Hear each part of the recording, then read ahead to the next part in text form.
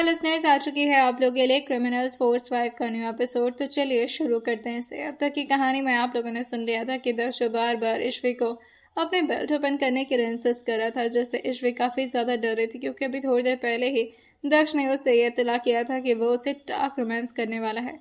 वहीं ईश्वी इन सारी बातों को सोच सोच कर ही घबराते हुए कहती है, ये सब चीज़ सिर्फ बुक में अच्छी लगती है, रियल में नहीं।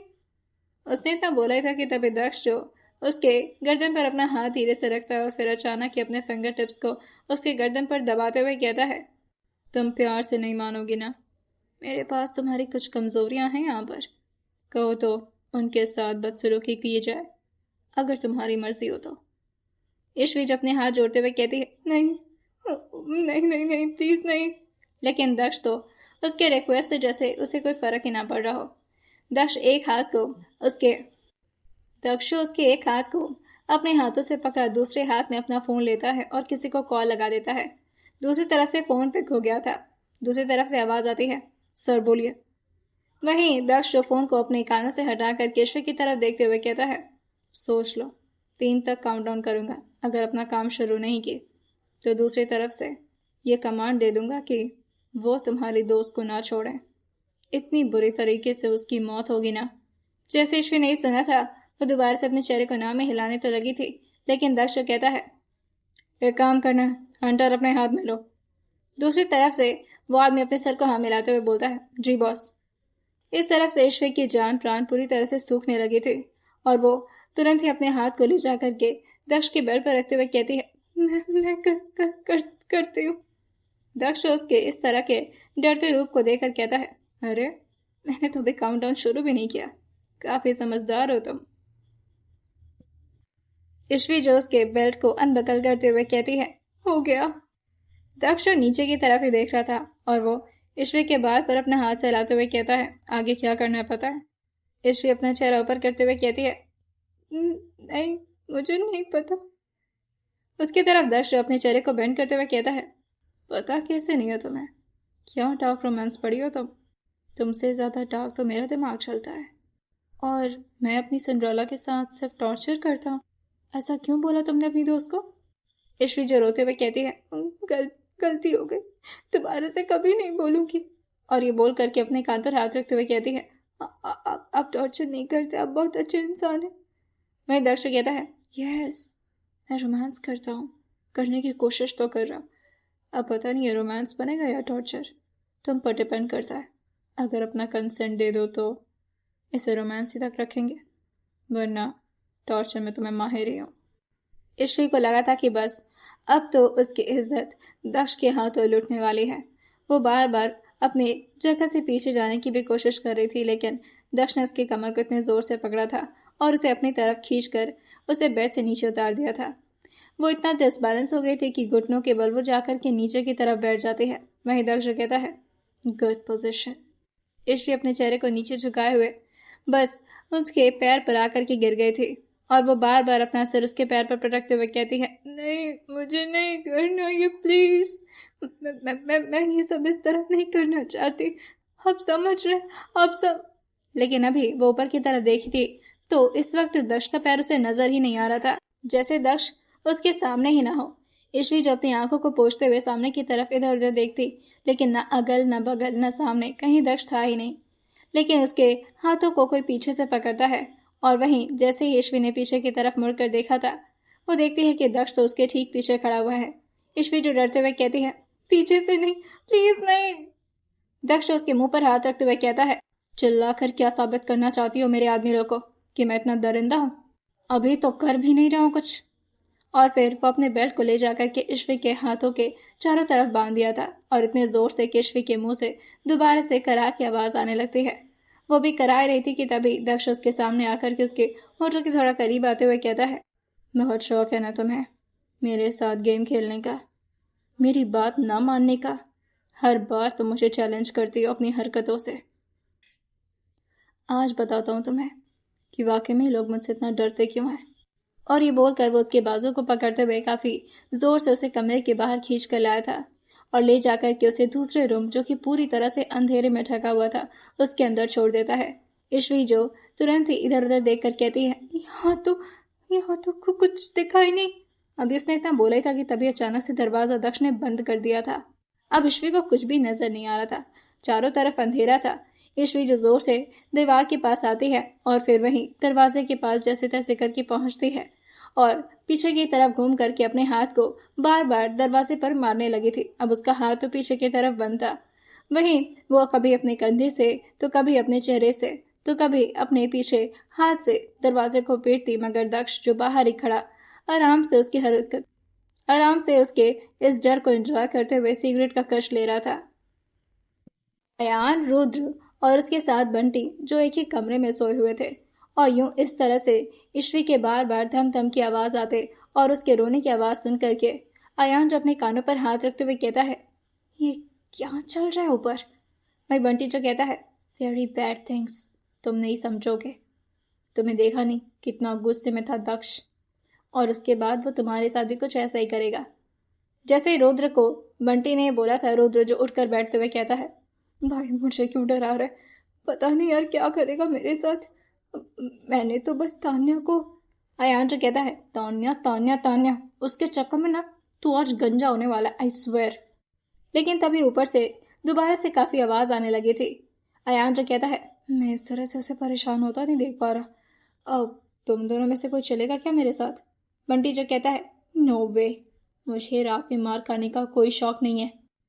अयान जो रुद्र की तरफ देखता, लेकिन रुद्र तो पहले ही अपने चेहरे को बार बार नामे हिलाते हुए कहता है, भाई मुझे तो छोड़ दे, मैं तो उसके सामने भी नहीं जा पा रहा, पता नहीं क्या हालत करेगा मेरी।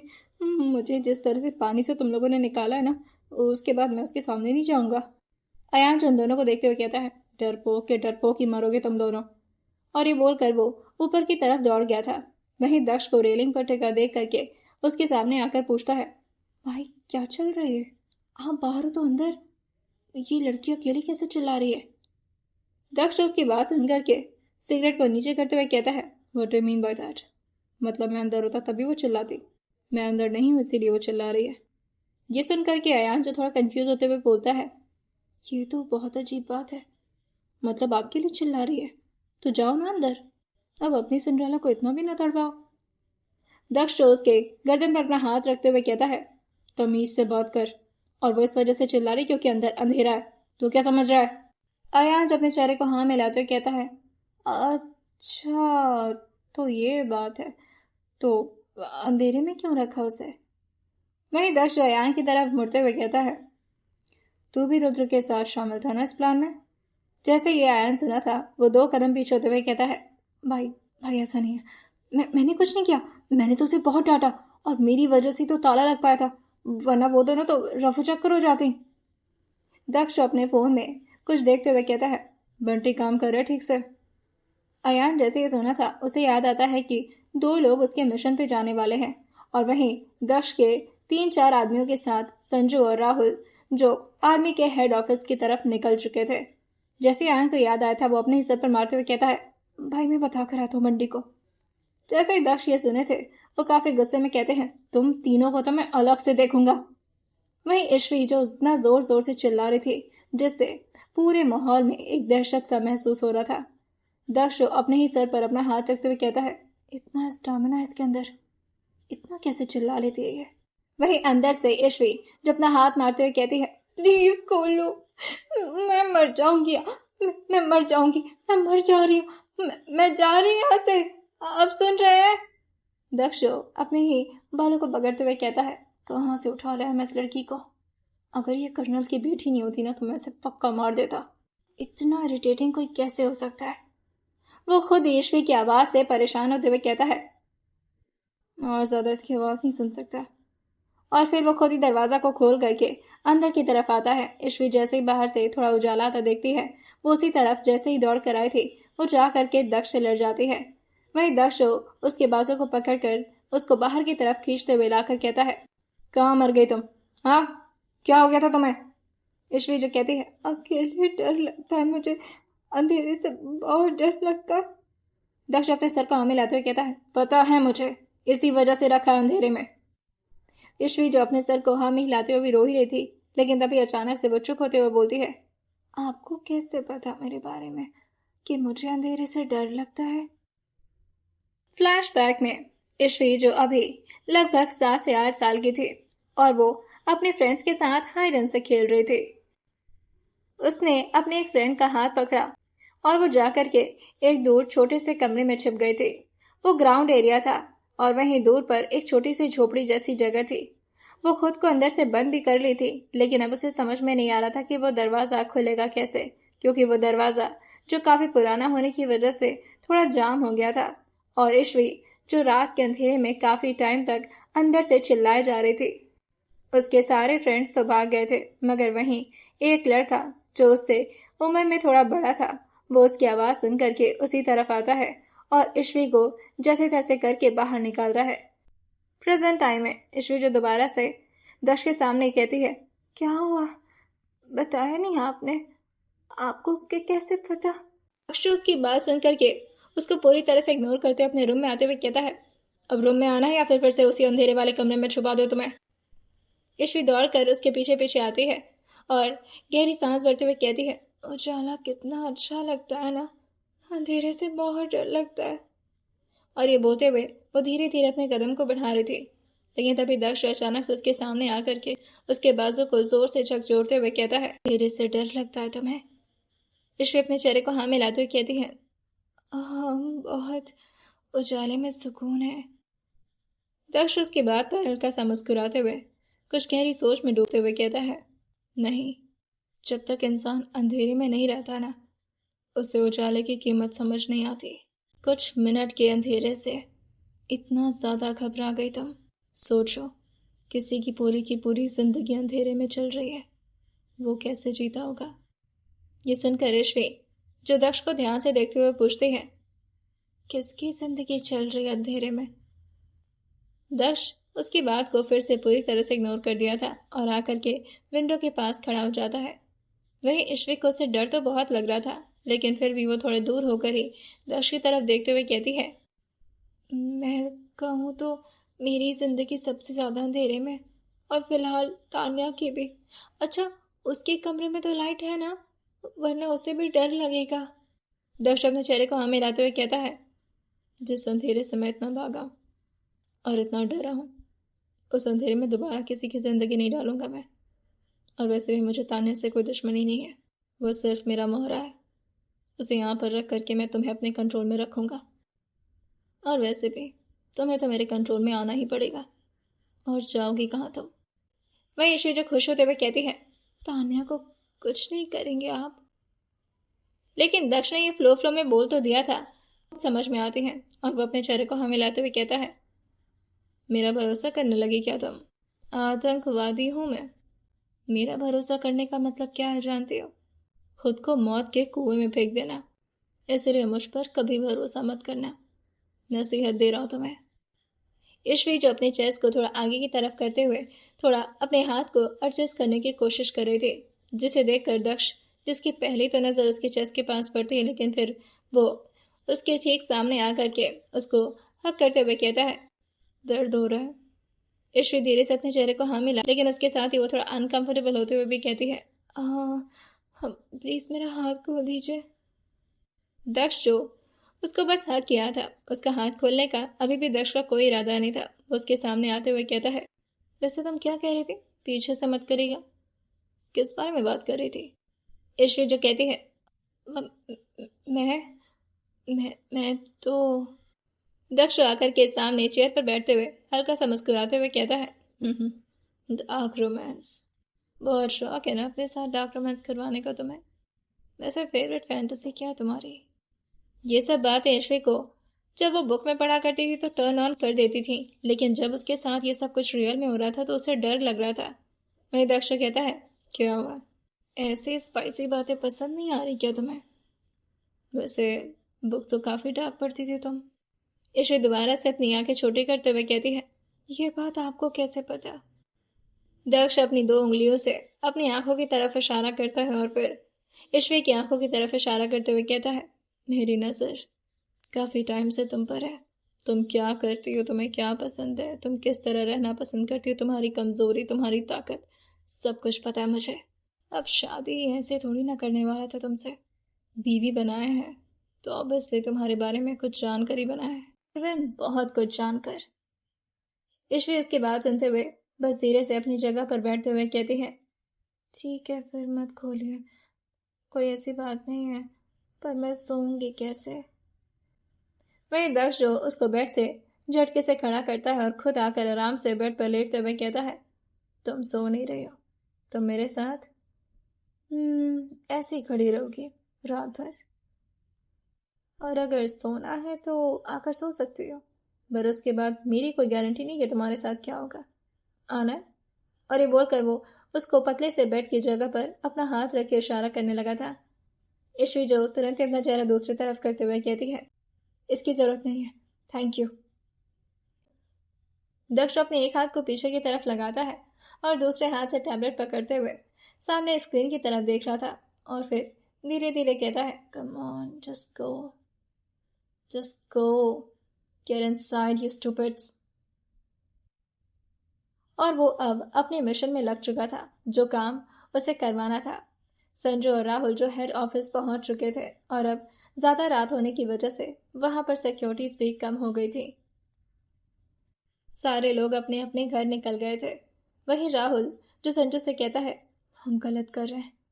संजू जो डरते हुए कहता है, अरे यार यहाँ पर 3-4 और भी लौंडे हैं जो हम पर नजर रखे हुए हैं, इस वक्त ऐसे की बात मत कर भाई, बस जैसे तैसे करके वो फाइल चुराना है हमें। दक्ष को फोन करते हुए बंटी को काफी तेज डांटते हुए कहता है, तुम लोग होश में हो या फिर नशे की हालत में धुत पड़े हो? बोल क्यों नहीं रहे, कमांड क्यों नहीं दे रहे? उसका कमांड मेरे फोन से कनेक्ट करो, मैं ब्लूटूथ से कनेक्ट करता हूँ उससे, राहुल को मैं कमांड दूंगा। बंटी जो तुरंत ही अपने सर को हाँ मिलाते हुए कहता है, जी हाँ बिल्कुल मैं करता हूँ। दूसरी तरफ से जैसे तैसे करके चोरी सक्सेसफुल हो गई थी और वहीं दक्ष के आदमी लोग जो उन फाइल्स को लेकर के राहुल और संजू को पकड़ते हुए दोबारा से अपने अड्डे की तरफ लौट आने लगे थे। लगभग 3 से 4 घंटे बीत गए थे जब वो लोग फाइनली उस अड्डे पर पहुंचते हैं। वैसे तो ईश्वी अपनी जगह पर लगातार हिलते जा रही थी क्योंकि उसे काफी जोर से नींद आ रही थी। जैसे ही अड्डे पर गाड़ी पहुंची थी, दक्ष अपनी जगह से खड़ा हो जाता क्योंकि रात भर वो नहीं सोया था। हाँ, वो बार बार बस ईश्वी को जगाते हुए उसका कभी हाथ पकड़ता तो कभी धीरे से उसके कमर को पिंच कर लेता ताकि वो नींद से बाहर रहे। लेकिन अब ईश्वी को और ज्यादा नींद आने लगी थी। वो जैसे अपनी जगह से खड़ा हुआ था, वो ईश्वी को अपने गोद में उठा करके धीरे से उसे बेड पर लेटाता है और फिर उसके सर पर धीरे से अपना हाथ रखते हुए कहता है, बहुत जल्द तुमसे तुम्हारे बाप की मुलाकात करवाऊंगा। पर कैसे? हाँ, वो काफी बुरी मुलाकात होगी वैसे। और ये बोलकर वो उसके गाल पर अपनी एक उंगली टैप करता है और फिर स्माइल करते हुए रूम से बाहर निकल जाता है क्योंकि उसे लगा था कि बहुत बड़ी सफलता दक्ष के हाथों लग चुकी है। वो जैसे ही नीचे की तरफ आया था, सारे आदमी लोग जो पहले से ही तैनात अपनी राइफल को लेकर खड़े थे और वो तुरंत ही उसके आने पर अपना सिर झुकाते हैं और जोर से अपना पैर धप से मारते हैं। लेकिन तभी दक्ष जो चिल्लाते हुए कहता है, क्या कर रहे हो, सो रही है वो। बंटी, रुद्र और अयान तीनों ये सुन करके दक्ष की तरफ ही घूरने लगे थे। वहीं दक्ष कहता है, आई मीन हर वक्त ये करने की जरूरत नहीं होती है। और वो राहुल के पास आते हुए कहता है, फाइल दो। राहुल जो अपने हाथ को दिखाते हुए कहता है, बंधे हुए हाथ से फाइल मांग रहा है, तेरे आदमियों के पास है। जैसे ही वो आदमी लेकर के वो फाइल दक्ष के हाथों में रखे थे, दक्ष उस फाइल को अपने सीने से लगाते हुए कहता है, यही चाहिए था मुझे, बहुत दिनों से यही चाहिए था। उस हेड ऑफिस में ऐसा गेट लगा हुआ था जिसे वही लोग खोल सकते थे जो आर्मी के परिवार से बिलोंग करते हो। दक्ष का वहां से दूर ही रहना ज्यादा बेहतर था। वो उस फाइल को लेकर आता है और वहीं राहुल और संजू को दूर से देखते हुए कहता है, इन दोनों को खोल दो और चैन से सोने दो। कल सुबह तक इन दोनों की शक्ल ना देखूं मैं, रिहा कर देना और भेज देना इनको अपने घर। लेकिन तभी अयान जो रुद्र के बाल को हल्का सा खींचता है और फिर दक्ष के सामने आकर पूछता है, और वो लड़की का क्या करना है, क्या नाम था उसका, तान्या। लेकिन जैसे ही अयान ने बोला था, रुद्र जो परेशान होते हुए कहता है, वो कहाँ जाएगी, वो तो यहीं रहने वाली है ना, और वो यहाँ रहेगी तो फिर वो लड़की क्या नाम है उसका जो तेरी से डला, वो खुश रहे, आई मीन वो बिजी रहेगी, बिजी नहीं क्या बोलते हैं, अब काबू में रहेगी, तेरे काबू में। दक्ष जो उसकी हालत को देखकर उसके कंधे पर मारते हुए कहता है, जाने दे उसे, संजू की आइटम है वो करते, और फिर वो रुद्र के गर्दन को हल्का सा साइड करते हुए संजू की तरफ देखकर कहता है, गुड जॉब डूड। संजू जो खुश होते हुए कहता है, थैंक यू बहुत। अभी उसने इतना बोला ही था कि तभी पैर से राहुल जो उसको मारते हुए कहता है, शाबाशी नहीं मिल रही तुझे, बेवकूफ। जैसे ही दक्ष उस फाइल को ले आया था, वो तुरंत ही उसे खोल करके बहुत ही बेसब्री से देखना शुरू करता है। उसके एक एक पेजेस को पढ़ करके वो अपने चेहरे पर बार बार स्माइल महसूस कर पा रहा था। लेकिन जैसे उसका आखिरी पन्ना खत्म हुआ था, दक्ष परेशान होते हुए कहता है, what do you mean by that? Wait, वो मेन डॉक्यूमेंट कहाँ है और उसका रियल कॉपी? लेकिन तभी दक्ष को कुछ मिसिंग लगता है और वो एकदम से झटके से खड़े होते हुए कहता है, नो नो शिट। उसने इतना जोर से बोला था कि बगल में लेटी ईश्वी जो एकदम से भड़बड़ा कर उठते हुए कहती है, हाँ हाँ, क्या हुआ?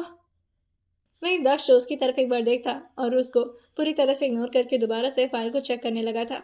2 फाइल्स थी उसके हाथ में, लेकिन दोनों फाइल्स में वो मेन डॉक्यूमेंट्स उसे नजर नहीं आता जो उसके काम लायक था। और वो उन सारे कॉपीज को देखते हुए कहता है, शिट, ये तो मेरे लायक कुछ नहीं है, बकवास है ये सब। ईश्वी जो उठकर बैठ गई थी और काफी तेज तेज सांस लेते हुए कहती है, क्या हुआ? मैंने कुछ नहीं किया। ईश्वी को देख करके दक्ष जो उसके मुंह पर सारे पेपर्स मारते हुए कहता है, कहाँ छुपा कर रखा है, कहाँ छुपा कर रखा है तेरे बाप ने वो डॉक्यूमेंट? वो मेरे लिए बहुत जरूरी है, अगर वो नहीं रहा मेरे पास तो मेरे पास कोई प्रूफ नहीं रहेगा कि मैं इन।